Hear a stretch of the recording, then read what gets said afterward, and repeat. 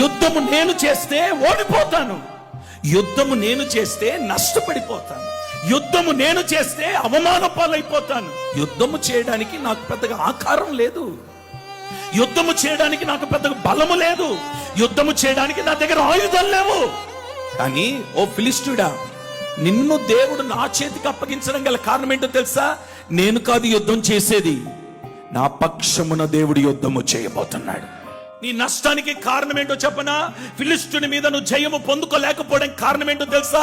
నీ సమస్యల మీద నువ్వు గెలుపు పొందలేకపోవడానికి కారణం ఏంటంటే యుద్ధం నువ్వు చేస్తున్నావు, యుద్ధానికి నువ్వు వెళ్తున్నావు, యుద్ధం నువ్వు చేయడానికి ప్రయాసపడుతున్నావు.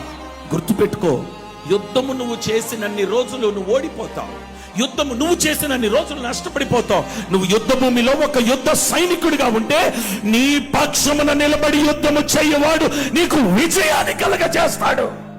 నీ ముందు యుద్ధము చేసే ఒక యుద్ధ వీరుడు ఉన్నాడనే సంగతి మర్చిపోవద్దు. నీ ముందు యుద్ధము చేయడానికి ఒక యోధుడు నిలబడి ఉన్నాడనే సంగతి మర్చిపోవద్దు. నువ్వు చేయొద్దు యుద్ధం, నువ్వు చెయ్యలేవు కూడా.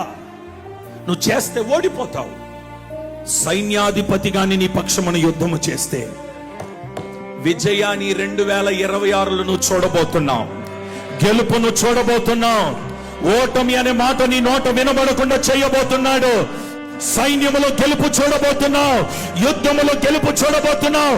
శత్రువుని దేవుడు నీ చేతికి అప్పగించబోతున్నాడు.